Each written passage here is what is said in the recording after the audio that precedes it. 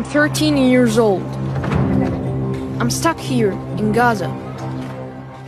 He was the narrator of Gaza, How to Survive a War Zone, a documentary about the impact of the Israel-Gaza war, seen through a child's eyes.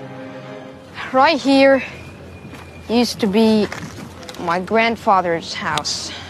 But the young narrator's family connections sparked an inquiry after it emerged Abdullah's father was a Hamas official, an agriculture minister in the Gaza government, something viewers weren't told. The BBC didn't know who the boy's father was either, but 3 staff at the independent production company Hoyo Films did. The review by the BBC's head of editorial complaints, Peter Johnston, finds producers didn't intentionally mislead. The team assessed that the narrator's father held a purely civilian position in the Hamas government. Hoyo Films has apologised for its mistake.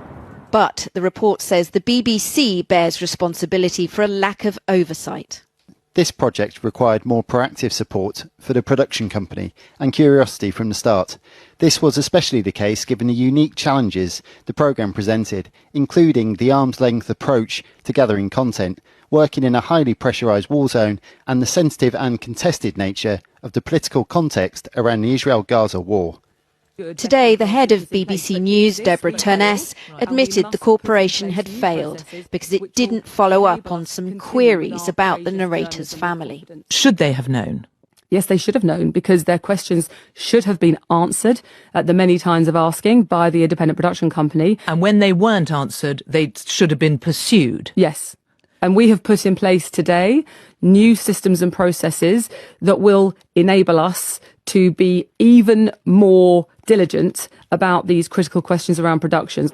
The boy had previously appeared in Channel 4 News' Gaza coverage, but the programme said once it was made aware of his father's technocratic government position, it didn't feature him again. Despite his central role in the BBC documentary, the review says there's no evidence his family had any influence on the film. Last month, the BBC shelved another documentary, Gaza, Doctors Under Attack. The production company Basement Films blames a paralysing atmosphere of fear around Gaza inside the corporation. The BBC says it decided not to broadcast over concerns around impartiality. Basement Films says this is grossly misleading. Their film was instead shown on Channel 4. There were already calls for the Director General of the BBC, Tim Davie, to go after the broadcast of Bob Vylan's Glastonbury set, which included chants of death, death to the IDF. The announcement Ofcom is investigating the Gaza film will add to the pressure. The Culture Secretary had been one of those asking why no one had been fired.